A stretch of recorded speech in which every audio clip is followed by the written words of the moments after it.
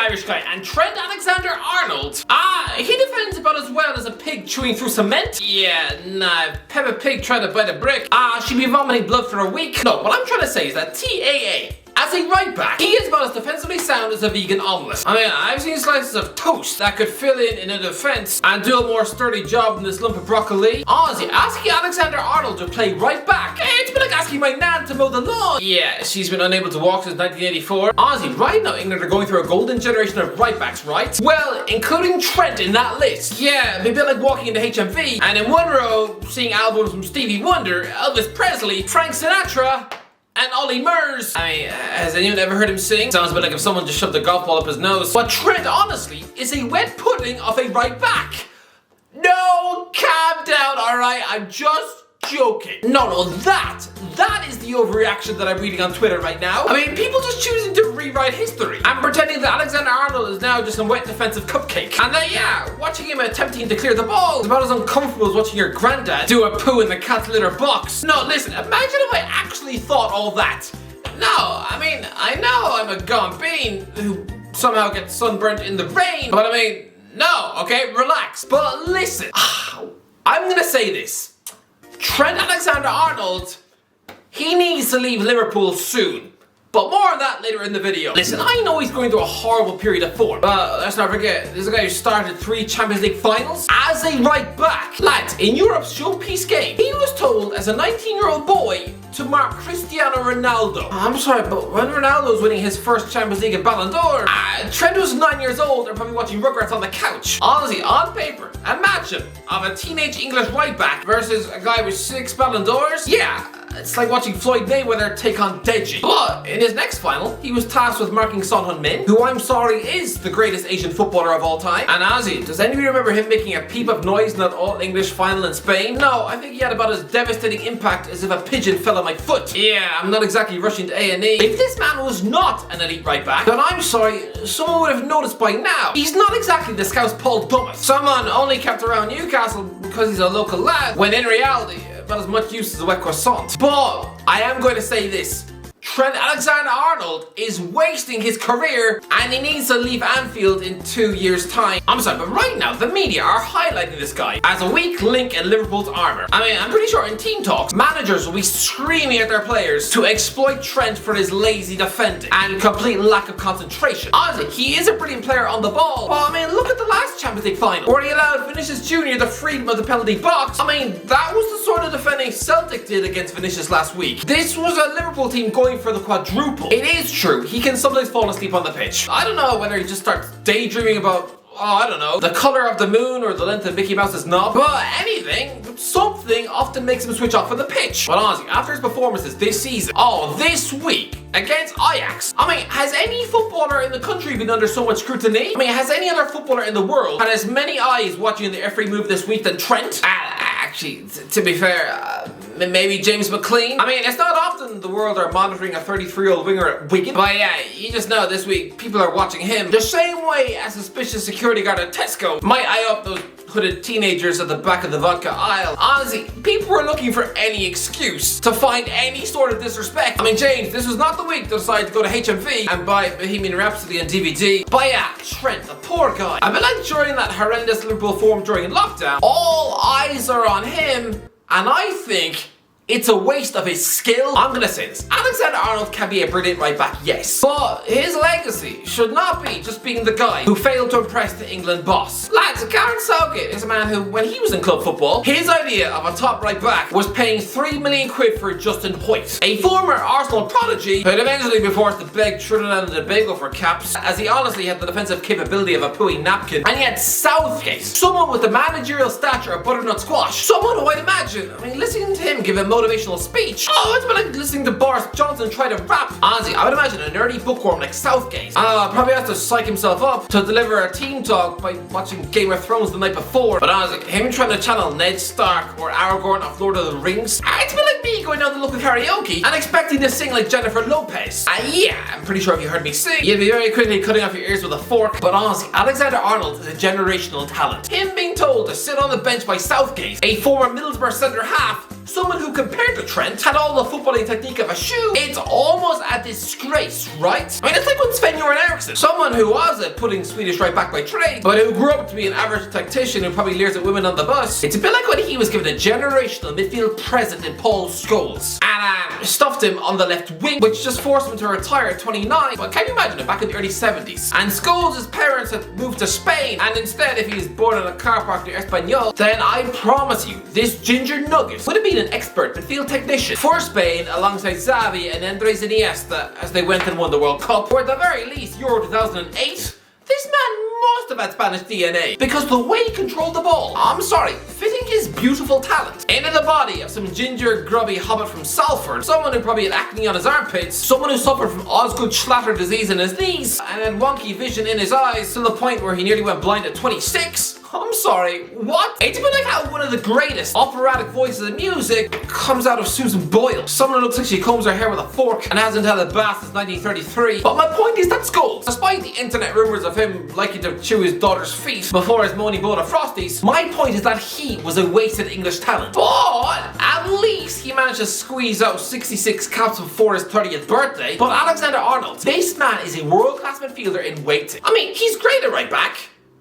but he's wasted. I'm gonna say this, England have a wonderful crop of talent coming through, yes, but TAA has the capability to be the best of the lot, but not at right back. Lads, I'm convinced Southgate's even starting to prefer the likes of Kyle Walker-Peters. I'm sorry, Walker-Peters was just supposed to be a novelty punchline when Tottenham sold Kyle Walker to Man City and immediately replaced him with him. Surely Walker-Peters was just supposed to be a Spurs gimmick, right? Just a funny name to trend on Twitter for a day. And yet now, it looks like Southgate trusts him more. Lads, Alexander-Arnold is the English De Bruyne. I mean, can you imagine if the Belgian superstar had been forced to play the first 5 years of his career as a right back? I mean, ironically, he might still be a Chelsea employee, because when he was sold to Wolfsburg, they only had Cesar Azpilicueta and Branislav Ivanovic in that position. I mean, solid defenders, yes, but let's be honest, going forward, were about as exciting to watch as pensioners eating yogurt on the train. But imagine if De Bruyne was playing deep in the bottom right-hand corner of the pitch and flinging in crosses for Diego Costa. Maybe, just maybe, Jose Mourinho might have kept him around. But it would have been a waste, and without a doubt, Reece James would have taken his position by now, as he is the more complete right back. But Trent,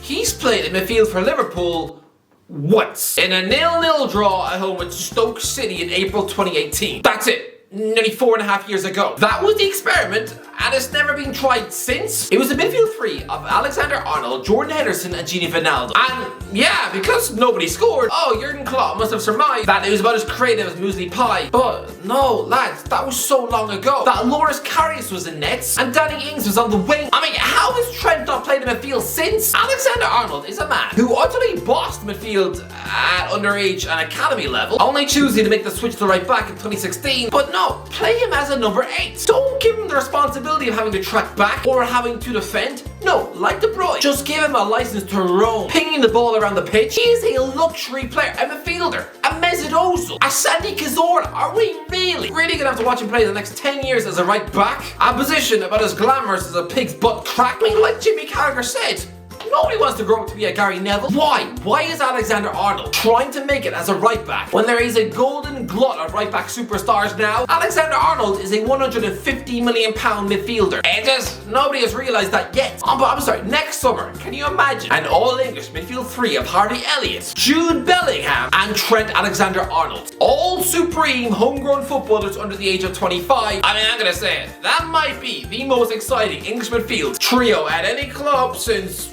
I don't know, Paul Scholes, Owen Hargreaves, and Michael Carrick at Man United 15 years ago? Maybe? I mean, can you imagine how many more assists Trent would have if he was playing further up the pitch? This guy has the potential to be one of the greatest Liverpool superstars of all time. I'm gonna say this, okay? He's never gonna be a better or more complete player than Steven Gerrard, no. And to suggest that would be as clever as me thinking I could one day go and live on the sun. But I think his attacking stats would be better. Now, just think about what I'm saying. These are the levels Alexander-Arnold will have to get to in midfield. Alright, he turns 24 next month. Well, Gerrard, after his 24th birthday, his Premier League stats were 101 goals and 74 assists. Okay, maybe not. Trent does not have 100 goals in him, does he? But the assists, Yeah, I mean, he's only got 62 from right back. So giving him an entire decade, hit 74 assists. And when he's playing in the centre of midfield, I'm sorry, what? I mean, Gerrard was a monster goal scorer. And yes, he registered a lot of assists when Fernando Torres and Luis Suarez were at the club. But not so much when they weren't. I mean, for the first 3 years of Rafa Benitez ball, his number of Premier League assists for the season were 4, 5, and 4. I mean, in Kenny Dalglish's full season in charge, he got 5 league goals and 2 assists.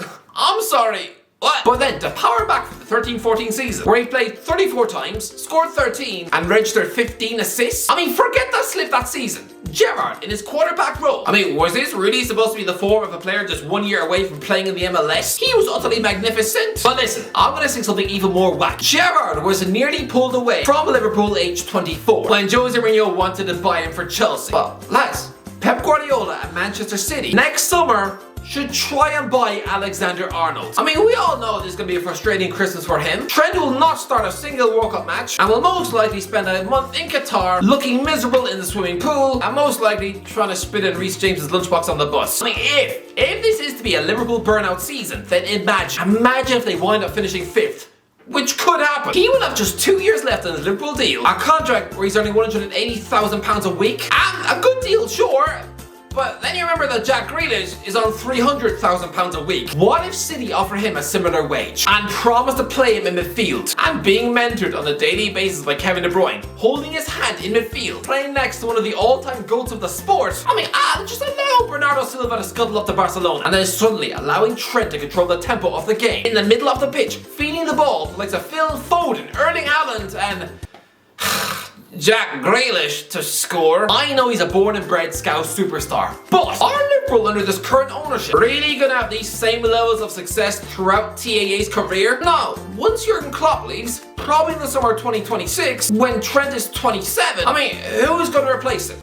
I think we've established by now that Steven Gerrard is actually an underwhelming lump of coaching lettuce, and once he gets the Aston Villa sack, I think his next job is probably going to be in the Championship with Bournemouth. I mean, who else is there? Xabi Alonso, someone whose managerial career is moving at a snail's pace. Come on, this is someone who turned down the full-time manager's job at Borussia Mönchengladbach just to continue teaching the children at Real Sociedad. I would have thought him watching his childhood pal Mikel Arteta, winning the FA Cup before he's 40, would have made him jealous and give him a kickstart. No! But Ozzy, who was Liverpool's next manager going to be? He's going to be like when Man United replaced Sir Alex Ferguson with David Moyes, or even when Rafa Benitez left Liverpool and they had to go and get Roy Hodgson. I just know it'll be someone like Steve Cooper. Someone who, coached Trent in the Liverpool Academy. So, I mean, getting him back, he's a decent coach, yes. But honestly, he is about as exciting as watching Quasimodo take a bath. And no, I'm not just saying that because he constantly looks like someone who's in the middle of a sneeze. Oh, really, Trent? Do you really want to spend the peak years of your career playing for the guy who used to babysit you when you were 12? Is that your LFC future? I'm sorry, but I know that in the second half of Alexander-Arnold's career, Liverpool are going to hit a slump. Just like how for Gerrard, between 2009 and 2014, they finished 7th, 6th, 8th, and 7th. For a player like Gerrard, that was an utter waste of his time. And that is what awaits Trent when Klopp leaves the job. To me, some moves just make sense. Take emotion out of it, and to me, on paper, factually, if he wants to maximize his career, Alexander-Arnold to Manchester City. In the same way, I'd have loved to see Gerrard at Chelsea, to see what he could have done. Can you imagine a monster mentality player like him working under Jose Mourinho, playing in midfield 3 with Michael Essien and Frank Lampard? I mean, at Liverpool, he was forced to scuffle up knockdowns from Peter Crouch. I'm sorry, what about Didier Drogba heading the ball to him 30 yards from goal?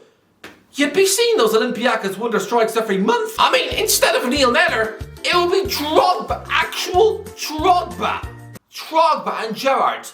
Oh me, oh my. I mean, if Gerrard had the trophies to back up his talent at Stamford Bridge, then I think, right now, he'll be seen as, without a doubt, the greatest English player of all time. Instead of just being a slippy G mean, no, he would have the respect that he deserves. And I don't want to see Trent waste away his glorious years at right back for a kingdom that's about to fall. Honestly, take the mercenary move to the Etihad. Or even in 2 years' time, why not move abroad to Barcelona? Honestly, Trent can cement himself as one of the greatest midfielders that Great Britain has ever produced. Or if that's not your bag, Trent, you can continue to be a sloppy defensive pigeon who'll go on to have less England caps than Danny Rose. Honestly, Trent, the choice is yours.